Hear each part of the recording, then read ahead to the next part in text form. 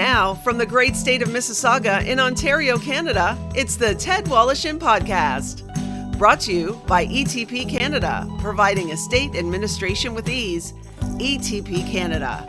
And Tom's Place, for the finest in men's fashion. Tom's Place will suit you. And now, here's Ted.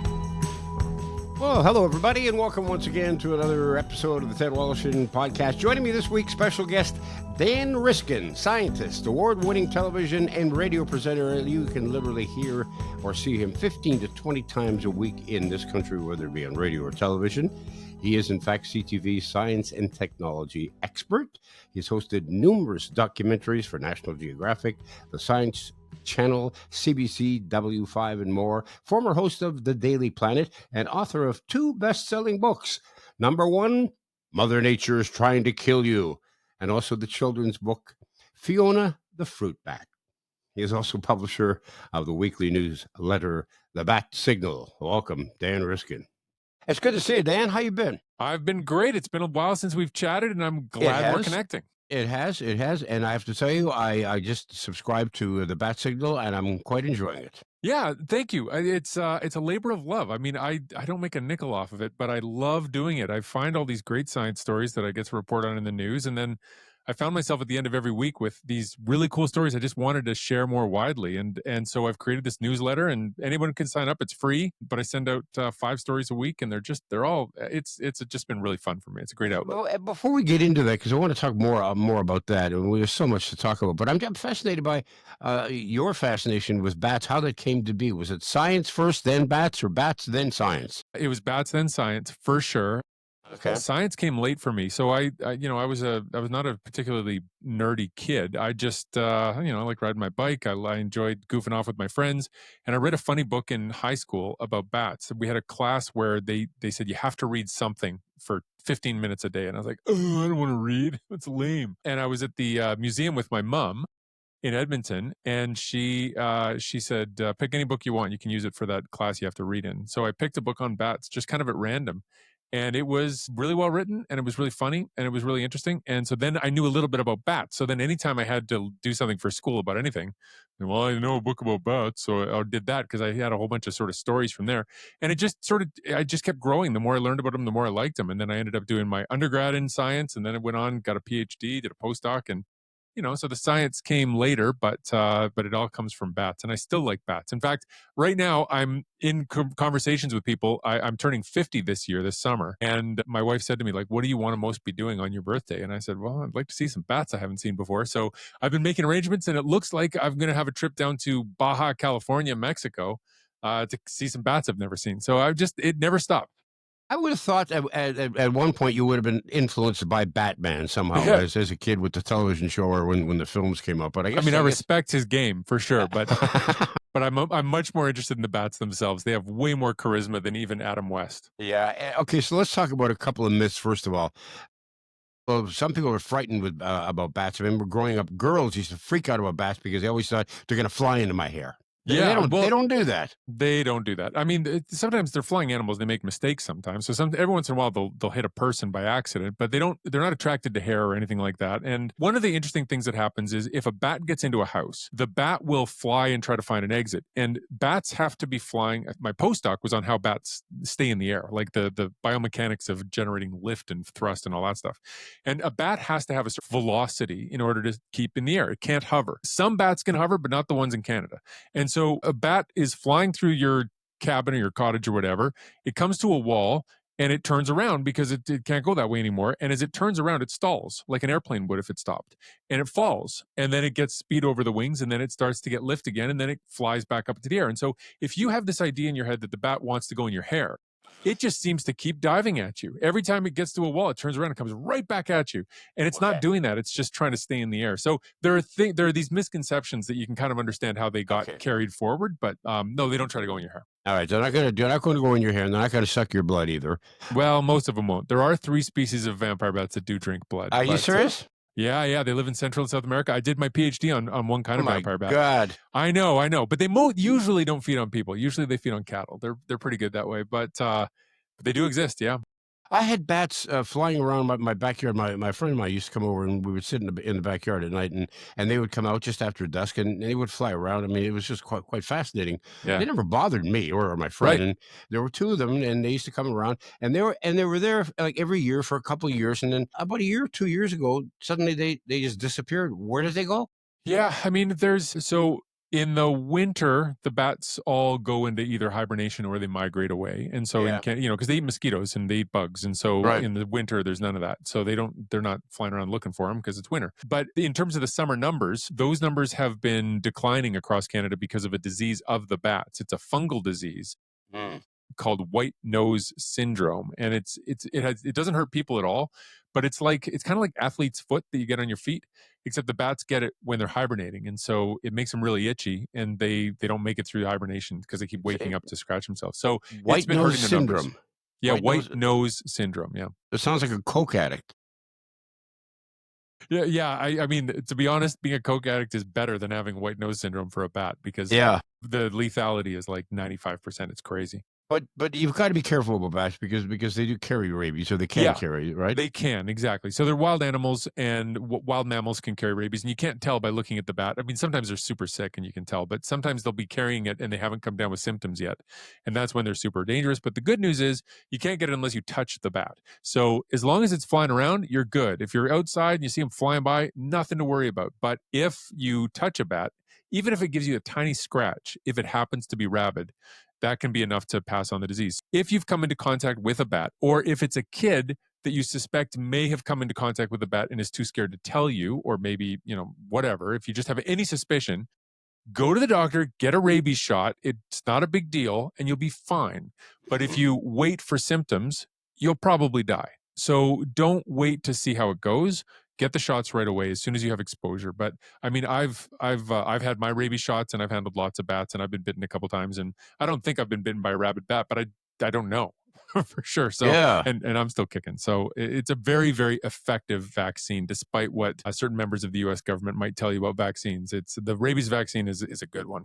And does your wife share your passion about bats She's for a bats? biologist, so she Oh, loves okay. bats All for right. sure, but her passions are more widespread. I mean, she loves a bat as much as anybody, but she'll be just as excited about a tapir or a monkey or even plants. Which I mean, I try to like plants as much as she does, but she's really a plant. She's a plant Just- nerd.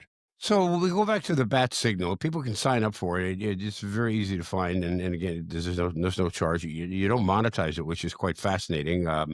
But what else? What is really fascinating about it is I read you go through some 1,000 stories a week, and then you pare that down to like about 20 stories. Out of that, you get your top five. Yeah, that's how it works. So I'm constantly all week I have this RSS feed of stories, and plus everybody's I know sends me stories that they think would be good candidates. And I'm looking for a well-balanced diet, right? I'd like a space story every week. I'd like a AI story every week. Sometimes there's more of that, sometimes there's less. So make sure I include a little bit of that. But also just whatever I find funny and interesting, and whatever I makes me want to read the article. And so that's like the quick litmus test is this interesting to me? And Mm-hmm. then from that, I pare it down. And I've got some clients that I do radio hits and TV hits with, about regular science stuff. And so I create a sort of refined list of about maybe 8 or so that I send to them. And then I have all week to test those on my audience. So I'm trying it out for the different news hits and, talking about the different things. And then I get a sense of which ones are really resonate and which ones are, yeah, they liked it, but they didn't ask a lot of follow-up questions. And then I have my 5. And then once I've got my 5, I make my email and send that out to my beloved list of followers. All right. Well, let's take a look at some of the ones that you've got in this latest edition. Sure. The dark side of people's belief in karma. I believe in karma. I'm one of those people, and I wonder about why is it I believe it, and probably because I'm trying to protect myself. And by that I mean it's like I figure if I'm good to you, the odds are you're not going to turn around and do something bad to me, or something bad isn't going to happen to me, or at least I'm hoping that. It's just almost kind of like believing in a god or a religion.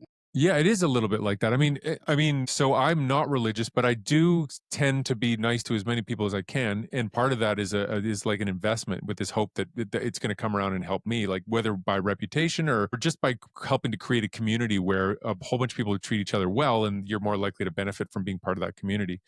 But the thing is that I've always thought of karma as really neutral. I've always thought, well, if you say you believe in karma, you're not placing judgment on anybody. You're not being selfish. You're saying the rules are the same for all of us. And Mhm. if you do good, you get good. And if you're mean, you get treated badly. But this new study made me think about it differently, because what they did is they asked a whole bunch of people in the US, in India, and in Singapore, three totally different cultures, who believed in karma. And they asked them, okay, just name a time when karma has affected you. And so people named a time.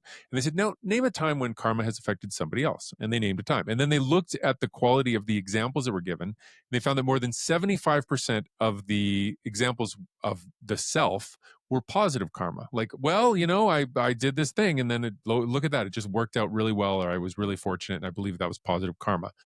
When they were asked about the other person, more than 50% were negative. Well, that person did this, and then this happened to them. And it revealed that we use karma.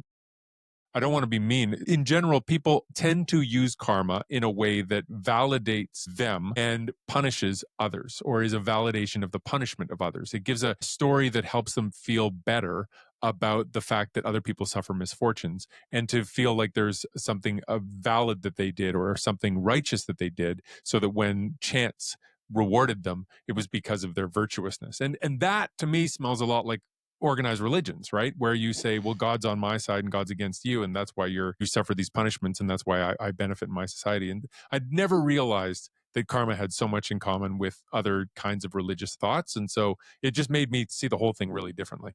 Yeah. Okay, so let's talk about now this guy. 'Cause I read about this very briefly in the paper, and you talk about it in the Bat Signal, about this guy who was bitten by 200 snakes on purpose. And they even showed a picture of the guy holding a snake up against his arm with the fangs digging into his arm. And I'm thinking, first of all, I hate snakes. Oh, do I you? got Oh, you're can't. regular Indiana Jones. Yeah, no, I can't. Even I get a garter snake every once in a while crawl out of my backyard. It just gives me the freak. It just gives me the willies. I don't know what it is.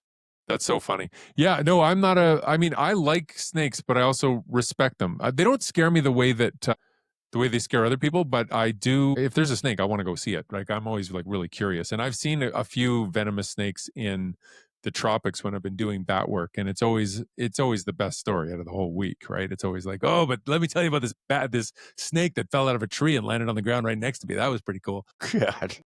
That is one night. So I was working a net. I was trying to take a Jamaican fruit bat out of a mist net, and it was really tangled, and I was in Belize. And so I've got one glove on this bat, and I've got my free hand, and I'm trying to get the string sort of untangled from it. And I hear this noise in the tree above my head. I thought, okay, that's something big up there. It's got to be a monkey. Just calm down, Dan. It's not like there's no such thing as like a predator. This like no jaguar is going to jump out of a tree and eat you. So chill out. So I calmed myself down, and then something fell out of the tree, and I thought, okay, it's probably monkey poop. And then this bright yellow snake lands on the net that I'm trying to take this bat out of, and starts moving towards me and the bat. And I was like, oh. So I grabbed my knife out of my pocket. I cut the bat out of the net. Like, I cut the net around in a circle around the bat, and then ran away as fast as I could to get other people to come over and help identify the snake. And by the time we got back, it was gone, and I'd left this giant hole in the net, and I destroyed it. And I had to hide the evidence. It was my master's advisor's net, and they're quite expensive. And I destroyed it trying to save this bat, so I had to hide the evidence. What kind of snake was it? Did you I don't know. I mean, there is a bright yellow snake that lives there called an eyelash pit viper, which is like a very deadly snake. But I think there's also some non-venomous snakes that are bright yellow. So I don't know for sure. But when I tell the story to large audiences, it's always an eyelash pit viper. It's got to be, and then put a little asterisk on the end. So anyway, I mean, I like snakes, but I don't want to be bitten by them. And this guy in the States, I don't know what got him started doing this. They're kind of vague in the reports, but it seems that 9/11 affected him psychologically in a way that made him decide he was going to do some things that are in the self-harm sort of realm. And so he had a bunch of snakes in his basement. He was a collector of venomous snakes. He had 16 different species. And so he started milking them to get their venom out, and then injecting himself with microdoses of the venom, and as a way of building up an immunity. And the only analogy I know to that is The Princess Bride. where he builds up an immunity to iocane powder over several years, and is thus able to beat that guy in the battle of wits. That's the best analogy I can come up with. But this guy, he increased the doses very slowly over 18 years, all these different species. And by the time he got to the end of these 18 years, he no longer does this, thankfully. But he was able to take full-on snakes and just have them bite him, and he was fine. And he's got 200 snake bites to test it, and more than 800 injections of snake venom. And so the people who study snake venoms were like, what? Are you serious? Because if you make an antivenom, it's always very specific to just one kind of snake. And so the idea that this guy's robustly able to handle snake bites from a whole bunch of different species suggests there's something going on in his antibodies that might be different from what we see in the normal antibodies that are out there. And should you be bitten by a snake, what should you do about it? Because the old take a knife, cut a hole, suck the venom out, and spit it out. And there's a joke attached to that one. I think you know that one. The punchline is the good bad news is you're going to die, right? you know that joke. Is that what you're supposed to do? You know what? It's funny. I have a friend who I did my PhD at Cornell University, and I was studying bats, and I had these friends that all studied totally different things. It was so fun to hang out because he'd be like the frog expert, the snake expert, the this expert, and we'd get together and just exchange stories and knowledge. And you go for a walk with these people, you learn so much. It was just great. But my buddy Rulin was his name, and still is his name because he's still alive, despite the fact he studies rattlesnakes. This guy was a rattlesnake expert. He was also a total klutz. Like every time he came to my house, a plate broke, and I was like, "You go into the woods to study these rattlesnakes by yourself, and you somehow survive." I don't understand it, but he's a successful professor. He's the world leader on that stuff now. But his story was really cool.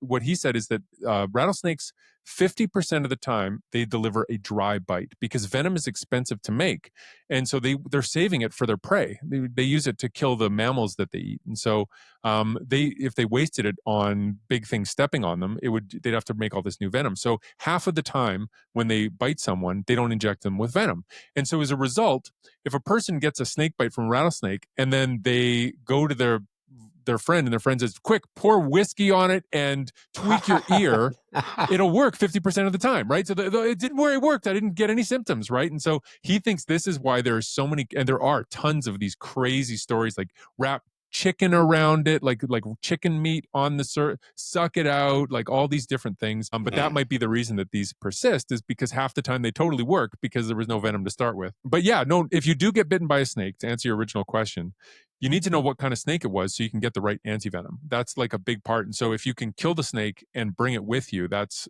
considered like the best thing you can do. Because, like 100,000 people are killed every year, more than that, by venomous snakes in different parts of the world. It's a real public health problem. Wow. And so when, if some kid in a village in India is bitten, they try to kill the snake and make sure that the doctor knows which venom they need to treat. And then they give the kid an injection for that antivenom. And what's so great about this person who has been bitten 200 times is that his blood has antibodies in it that seem to work against, they tested it on 19 different kinds of snakes, and it worked on basically all of them. I mean, it fully protected mice against 13 of them, and then there were 6 where they got partial protection just from the antibodies that he has. So his strange habit in the basement that started the day after 9/11 may pay dividends for people around the world for years to come.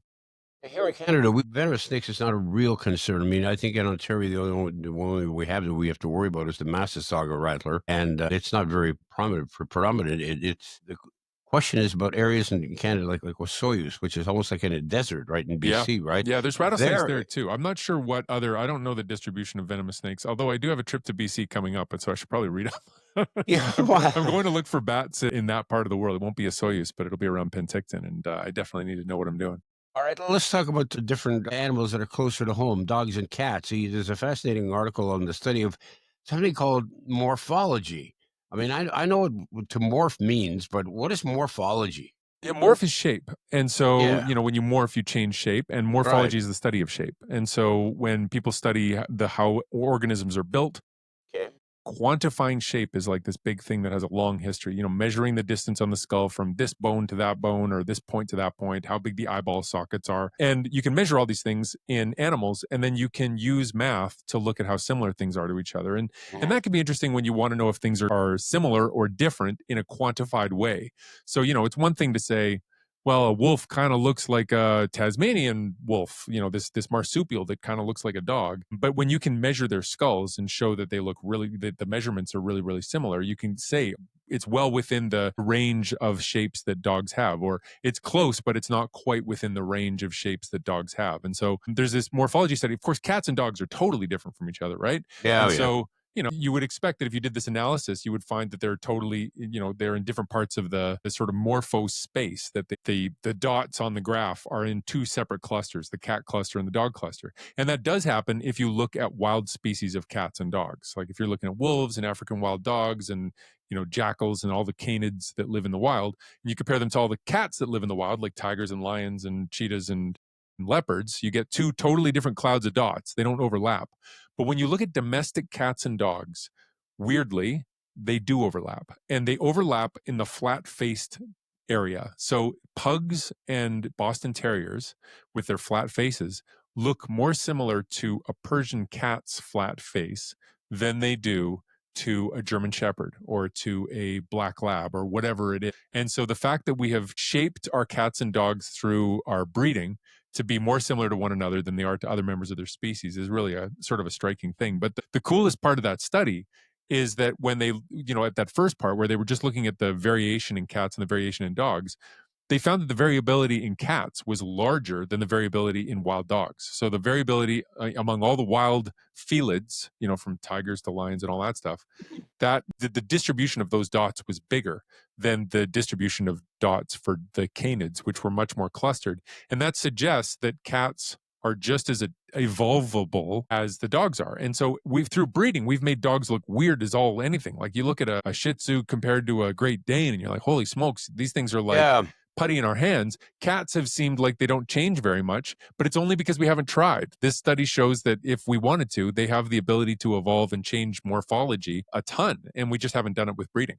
And what are your thoughts about crossbreeding? I mean, where they take different types of dogs and then they mate and they're trying to produce a brand new breed. Is that something you're in favor of? I mean, as a scientist, it's probably fascinating to you. Yeah, but as a human being, is that a good thing?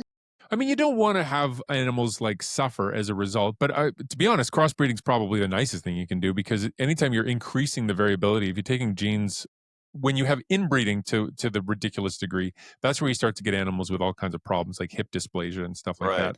But I will say, I had a Boston Terrier for 11 years or 14. I don't know. I forget how old Elliot got, but he was a great dog, but he snored like it was his job, and he couldn't go on an airplane because he couldn't thermoregulate. And, he was inbred and he was useless as a wild animal, right? He was a great pet.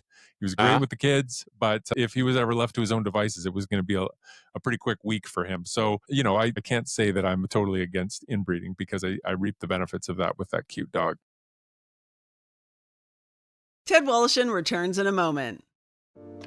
I've had the great fortune to say that I've been associated with one of Toronto's finest names in men's clothing for more than 25 years. Tom's Place.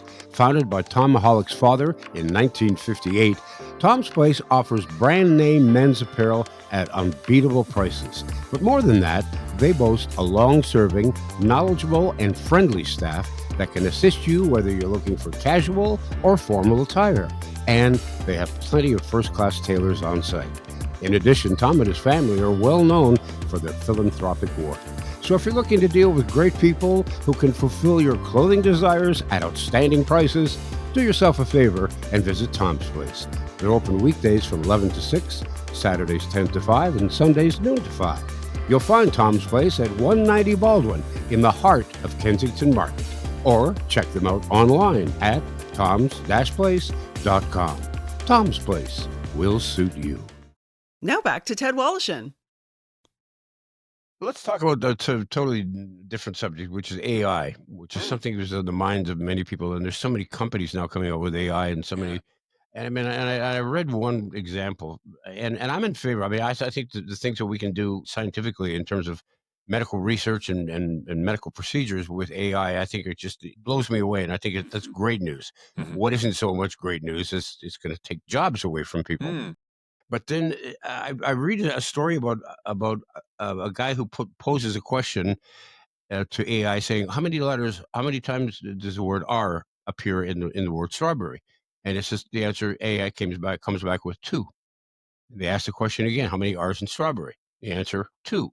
Of course, there are 3 R's in strawberry. So I'm having this discussion with a friend. I said, well, technically, when you say there are 2 R's in strawberry, you're not incorrect. If you'd ask what's the total number of R's in strawberry, you're incorrect. But yes, there are 2 R's in strawberry. There's also 1 R in strawberry. But Yes. in total, there are 3 R's in strawberry. So Yeah. that kind of messed my head up, and I went like, "Oh God!" I mean, Yeah, right. Getting into a pedantic argument with AI. It's really interesting. One of the things that I give a lot of keynotes now about AI, and a paper came out just this week that I'm excited to work into my keynotes because it addresses exactly what you're bringing up, which is that we're all going to lose our jobs. And people have lost jobs because of technology forever, right? I mean, Sure, for sure. I mean, that's the Industrial Revolution with the loom and all that stuff. Like that's just normal, but it feels different this time because it's expertise that's threatened, right? Like I've spent so long reading all the books about bats and doing my own research on bats, so that if you wanted somebody to teach a university course on bats, you needed me or somebody who's trained like me. But now, honestly, ask ChatGPT, put together a syllabus, create the assignments, grade the assignments. Like it does a pretty good job. Like it's not as good as me. Sure. It's going to miss a couple of the good bats, but okay, sure. So AI could get up in front of the classroom in whatever shape or form and discuss bats and teach people about bats. AI is not going to show any empathy. AI is not going to give you any examples of, oh yeah, well I was in Costa Rica and I yeah. went into this cave and I saw. They're not going to be able to share anecdotes. They're not going to be able to empathize.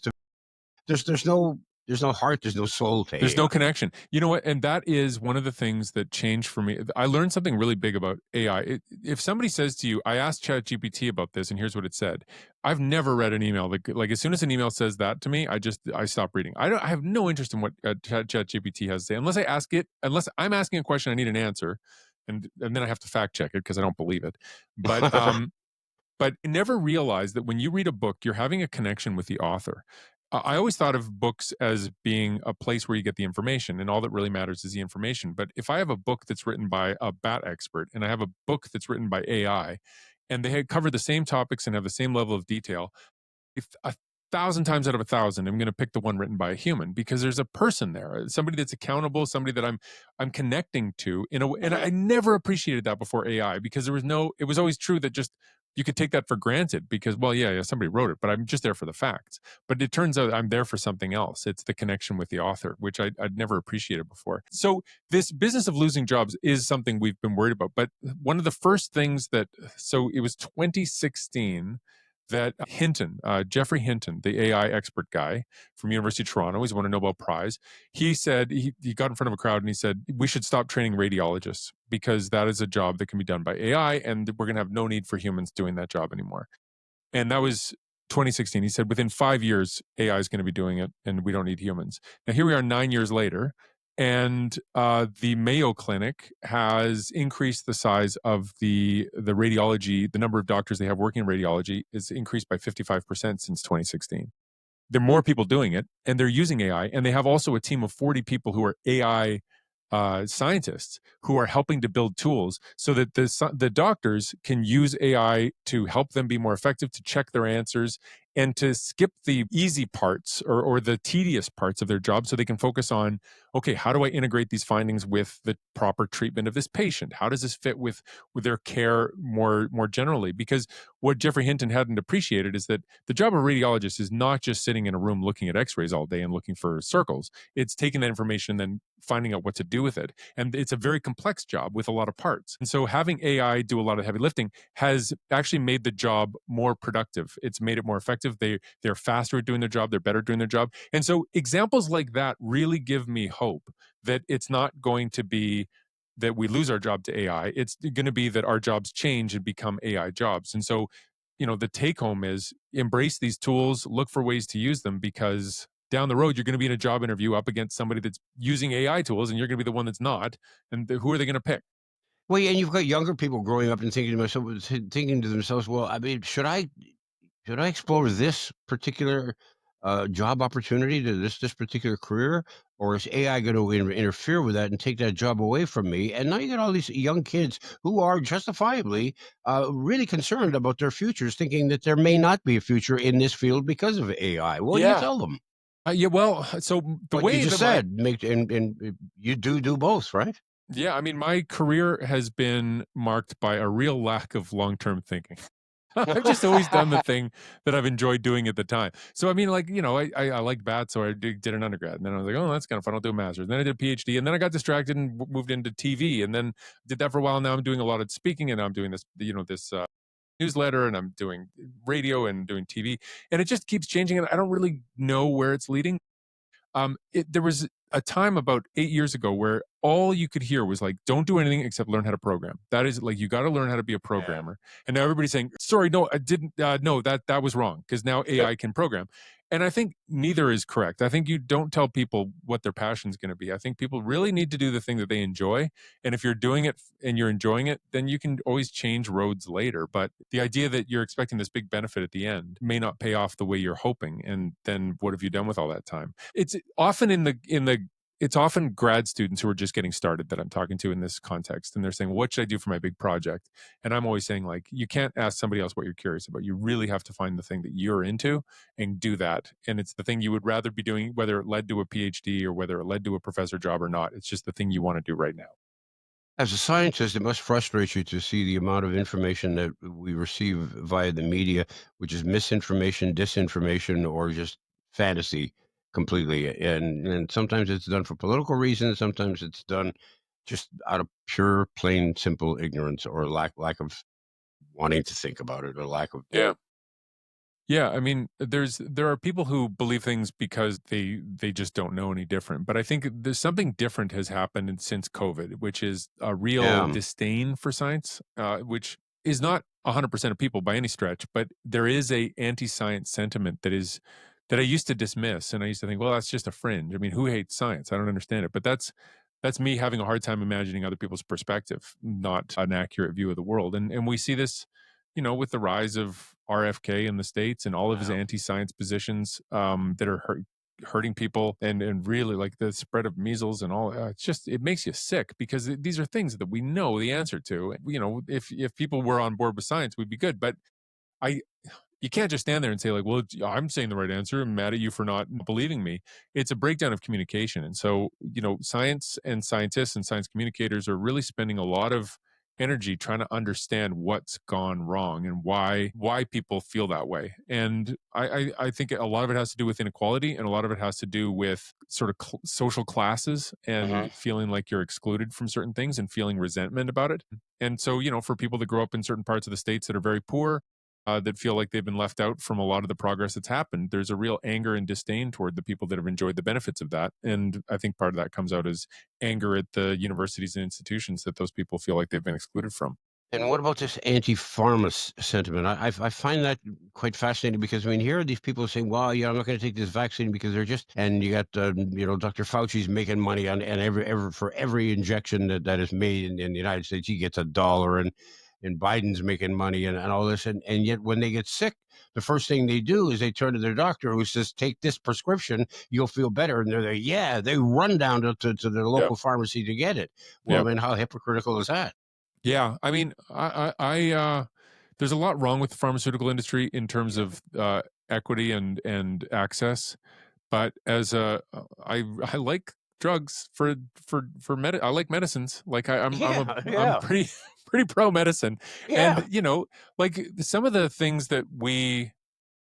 accomplishments, like cystic fibrosis used to be just like a death sentence, and now if my understanding is, like, it's totally treatable. Like, it's just not a big deal now, and it's just night and day, right? For all those people who suffer from that, or from certain kinds of cancer, or from all these other diseases.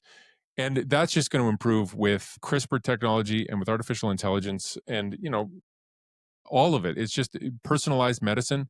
It's an exciting time. Things are getting better, and I don't understand people as well as I understand bats by any stretch of the imagination. So I don't really know how we're going to get past this moment. It might just be that a couple of years of seeing the consequences of the RFK era help us sort of shake our heads and say, well, I guess we don't want to do that. We've already seen that the sort of anti-science push in the States has resulted in a reaction in other countries that's much more pro-science. And so maybe that's going to be part of it too. But I don't know how the story ends, but I'm optimistic that it goes well. Well, the situation going on with measles right now, when it first started, back when I first started reading, oh, they got so many cases reported in this state or this state. Now it's in Ontario, I mean, just in thousands, I believe thousands of cases of measles. And I thought, how is that possible? Doesn't every kid have to be inoculated at a certain point in time before they're even allowed into the school system? Yeah, and this gets into the whole, it's not a medical problem at this stage. It's a people problem. It's a politics problem, and the divisiveness that people feel about all the different political things, and the way Canada has become polarized in the past, slightly less polarized around this last election, and it's sort of a collective sentiment of anti-Trump sort of feeling across Canada that sort of united people. Nothing brings people together like a common enemy. But that divisiveness, isn't just a pain, and it doesn't just create problems in Parliament. It also, makes people feel like if the government's telling them that everybody should get vaccinated, there's a real distrust. Well, which government is it? How do I feel about their policies? And so that's a big part of it too. And also just, different people in different places have different experiences, and sometimes it's easy for me in my chair in Toronto to say, well, everybody should just see the world the way I do. But people have different lived experiences and different interactions with their doctor or with the government. And so it's a complex problem. It's really hard. I want to ask you something, and I think that you would probably be able to answer this. You seem to be able to know pretty much everything I about guess we'll everything when find it out. comes to. I guess we will, yeah, because I didn't run this by you beforehand. I'm a big auto racing fan. The Indianapolis 500 is right around the corner, and they talk about the G forces that these drivers pull, sometimes up to like 5, 6 Gs. Can you explain? I know what it is, but can you explain to those listening what a G force is and what that means? Yeah, I mean it's an acceleration. So when you fall off a cliff or a diving board or whatever you're falling off of, or you drop an apple or whatever it is, it accelerates towards the ground at a fixed acceleration. And that acceleration is the same for anything, bowling ball or a feather or whatever. Now there's wind resistance on feathers, so they get slowed by that. But in a vacuum, a feather and a bowling ball fall at the same speed. And that they fall with the same acceleration. So it's not a constant speed, it's an increasing speed as they fall. And it increases by 9.81 meters a second every second. So after 1 second, you're going 9.81. After 2 seconds, you're going 18 or 19.62. There you go. That's as far as I'm going on the math on that. Good. So that acceleration is fixed for anybody on the surface of our planet. And so we call that 1G. When we say that's 1G. So anytime that you're standing and the ground is pushing up on you, you're experiencing 1G of force that's holding you up, that's fighting against that tendency to fall. And if you are pushed up by an elevator or pushed up by something that lifts you upwards, it's got to be more than 1G in order to lift you up, because you're accelerating upwards. So it's got to fight the gravitational acceleration, then it's got to be bigger than that. And so when Chris Hadfield sits in a rocket and takes off towards the International Space Station, he gets pushed up with like 5 or 6 Gs. And if there's on that new SLS rocket, they're going to launch up with Artemis on top, hopefully with Jeremy Hansen on board, although I'm watching to see what Trump does. I'd love to see a Canadian on board that rocket ship. If there's an emergency, they have a special ejection mechanism that pulls the spacecraft. It accelerates faster than the rocket. So the rocket's already going up at 5 or 6 Gs. And if they have an emergency, it pulls up and goes up even faster, pulling 9 Gs. Guaranteed the astronauts are all going to pass out, because at those kinds of accelerations, you just get knocked unconscious. But it would pull it away. So if there's an explosion, it has the technology to pull them upwards away from the explosion so it doesn't affect them. And then they go and come down in a parachute somewhere else. Okay, so let me go back to my auto racing scenario. So here you got these guys at Indianapolis Motor Speedway, and they're going at speeds in excess of 230 to 240 miles an hour, and they turn into a corner, and they say that they're experiencing 5, 6 Gs. Is that? And then somebody said to me, that's like the equivalent of 5 times your body weight pressing against your head as you're turning into a corner. Exactly. So your weight is weight is a force. Mass and weight are slightly different, but yeah, your weight pulling down, sitting you in your chair, is 1G, and if your chair were pushing up on you to lift you up, it could be 2 Gs. And centripetal force, when you're going around a corner, you're pushing against the side of your car. And everybody's experienced that, if in a car when it turns a corner. And so, yeah, that's exactly what it is. It's like you weigh 5 times as much as you weigh. So I weigh about 200 pounds. So it's like I suddenly weigh 1,000 pounds, and I'm trying to hold myself together. Listen, if you've ever been on any of those rides that put you through those Gs, it's hard to lift your arms. It's hard to do stuff. And don't turn your head too quickly when you're feeling those accelerations, because you'll puke. Sure. So you can imagine, and that's just when I get into this argument with people when they say, well, auto racing, race car drivers aren't athletes. I said, are you kidding me? Huh. I mean, you know what kind of neck muscles you have Yeah, to yeah. withstand 2-3 hours of driving around a 2.5 mile course with 5-6 Gs pushing against you? Yeah. That's a great point. I mean, it's always a fun debate. What's really a sport? What isn't? Right? I mean, because Well, yeah, I mean, we can get into it's that. not the same kind of sport as baseball or hockey, but I mean, you have to be in great shape to be able to participate in this activity. Yeah, absolutely. But I will also say, I mean, I always have trouble with figure skating versus ballet, right? Like you need to be able to do amazing things to do either of those, but one of them is a sport and one of them is an art. And it's always interesting. I mean, which one's which? You're doing a routine for each one. You've got music, you're moving your body, there's dancing to it, it's also incredible athletic prowess, but nobody calls ballet a sport. But it's anyway, I just think it's interesting. It's fuzzy at the fringes, that definition. Well, it's like saying, a race car driver can't be an athlete because without the automobile that he's sitting in, he's not doing anything. Well, now it's like saying, okay, so if you're right. if you're riding a horse, jockeys not athletes. Take away Is Connor the horse. McDavid, he's wearing skates. So, Well, yeah. It's a tool. And my God, if dressage can be an Olympic sport, then yeah, here we go. Yeah, everybody's got their edge case. Everybody's got that one that they're like, not a sport. Okay, so when do you offer your next bat hunt?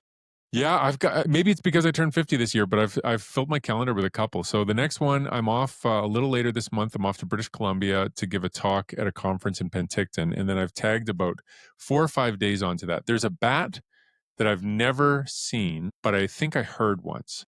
And it's a bat that lives in the Okanagan, and it's called the spotted bat, and it is just amazing. Really. So most bats that you've seen in Canada are brown, and they have little ears, and they're beautiful. They're gorgeous animals, but they look like a bat. This thing looks like a bat done by an artist. So it's got black fur with 3 white spots on the back, one on each shoulder and one in the middle of its back. And then it's got these pink ears that look outrageous. They're like 2/3 the length of the whole body. I mean, they stick up above the head. They're just insane looking. And then these beautiful pink wings. And they are beautiful bats, but they're also really interesting because they echolocate at a very low frequency. And the story we think is true, but we're not totally sure. But the story we tell is that bats, we know this part's true. Bats echolocate, they yell, and they listen to their echoes, and they find food that way. And when those sounds come out and hit a moth, they bounce back and they can find a moth and they can eat it. Some moths have evolved ears that are very clearly for hearing bats. They are only set off by ultrasonic calls, these high-pitched noises that bats make. And when a moth experiences the shouting of a bat at those frequencies, it does an evasive maneuver. Not all moths can do this, but a bunch of moths do this evasive maneuver. But those ears only work at that high-pitched frequency. What we think is true of the spotted bat is that it lowered the frequency of its calls as a way of finding those moths without the moths hearing it coming. So the moth never does the evasive maneuver. And so anyway, it screams with a low enough call that some people can hear it. And as you get older, you lose your higher frequencies. So I'm a little worried I won't be able to hear it. But I'm going to its range. I'm bringing thermal cameras. I'm bringing a buddy of mine who's a professor of bats at the University of Toronto, John Ratcliffe. And we're going to go look for spotted bats for a couple days in BC. And I can't wait. Before I let you go, could you do me a favor and just move your camera over to your left? Because I want to show people a picture, that frame picture of a bat. Because sure. I can see a wing. I know it's a bat. There it is. Okay, we can see that perfectly. There you go. What kind of bat is that? That is a big brown bat.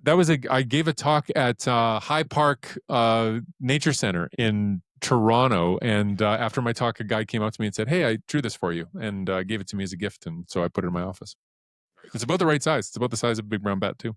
That's great. It's been quite fascinating talking to you. It's always fascinating listening to you and chatting with you. I appreciate you taking the time. I suggest for anybody who has any interest in science, and my God, you should, the Bat Signal is available. What's the best way for people to sign up for that? You can just Google it, but follow thebatsignal.com. We'll get you there. Batsignal.com. And you can see and hear Dan 15 to 20 times a week, courtesy of CTV and Bell Media, and my gosh, all kinds of different things. Dan Riskin, always a pleasure. Thank you so much for being with us. Ted, it was nice to catch up with you again. Thank you so much. That's going to do it for another episode. Don't forget to check out our website, www.tedwoloshyn.ca. All our past episodes are there. Leave a comment and thoughts as well, and subscribe if you're on YouTube. We'd appreciate that. Also appreciate if you're online to fill out your organ and tissue donation card. You could change or even save a life. In the meantime, have a great week. The Ted Woloshyn podcast has been brought to you by Tom's Place. For the finest in men's clothing at unbeatable prices, it's Tom's Place at 190 Baldwin in the heart of Kensington Market. Tom's Place will suit you. And ETP Canada, providing estate administration with ease. Technical production by Paul Gatt. Music by Bike Thieves. For more on this podcast and our sponsors, and to talk to Ted, go to www.tedwoloshyn.ca.